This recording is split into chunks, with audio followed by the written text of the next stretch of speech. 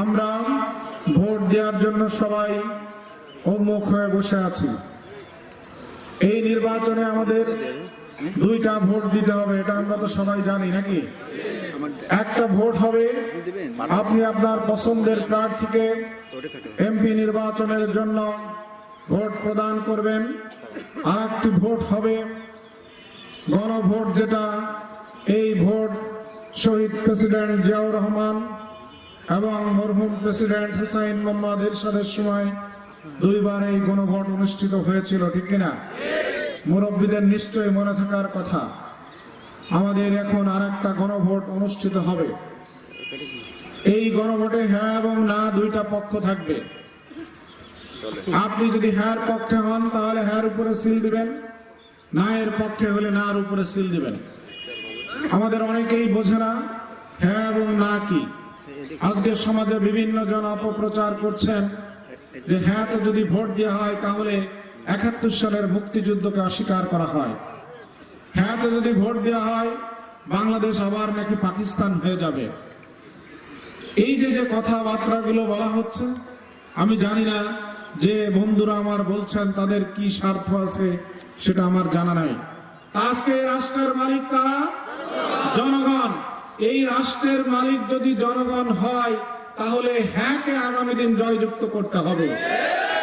এখন কি আমার রাষ্ট্রে জনগণ মালিক হয়? যাদেরকে আমরা কিষেন কিনে এনে ওখানে দায়িত্ব দিই 5 বছরের জন্য, তারাই বলে যে আমি রাষ্ট্রের মালিক। আর মূল মালিক কি হয়? চারিদিক দিয়ে হাই হাই করে বেড়ায়। আজকে এটা কি আমাদের হওয়া উচিত ছিল? বরঞ্চ রাষ্ট্রের মালিক হবে কারা? জনগণ। যদি আমার কিনা কর্মচারী কিষেন এই দায়িত্ব যথাযথভাবে পালন করতে না পারে, আগামী সিসি নিয়ে ওই কিষেনকে আমি আর আনবো না, ঠিক কিনা? আজকে এই জন্য আপনার হ্যাঁকে জয় করতে হবে। প্রিয় ভাইয়ের আমার, যদি হ্যাঁ জয়লাভ করে লাভ হবে 18 কোটি জনগণের, আর যদি না জয়লাভ করে তাহলে লাভ হবে 300 সাড়ে 300 এমপি, প্রধানমন্ত্রী, রাষ্ট্রপতি এবং মন্ত্রী পরিষদের।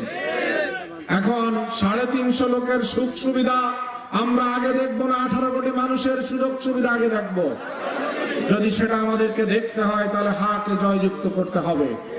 আলহামদুলিল্লাহ, আজকে সারা দেশের মানুষ, সব রাজনৈতিক দল আজ একমত হয়েছে হাকে জয়যুক্ত করার জন্য।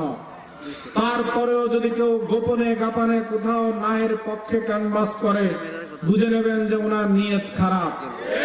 ওনার নিয়ত কি খারাপ?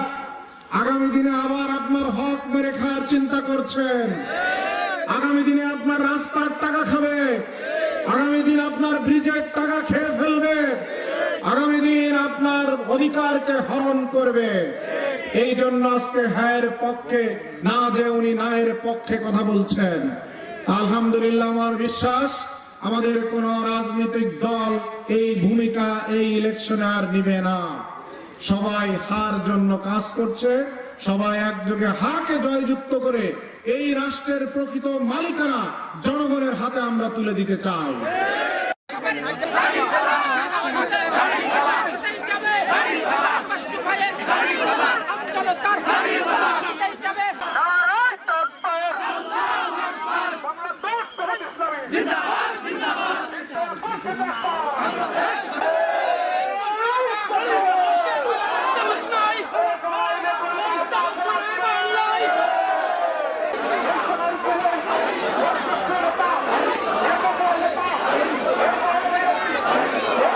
লড়াইয়ের ময়দানে ছিলাম আমি, দেওয়াল ঘড়ি মার্কায় আর আমার ভাই দাড়িপাল্লা মার্কায়।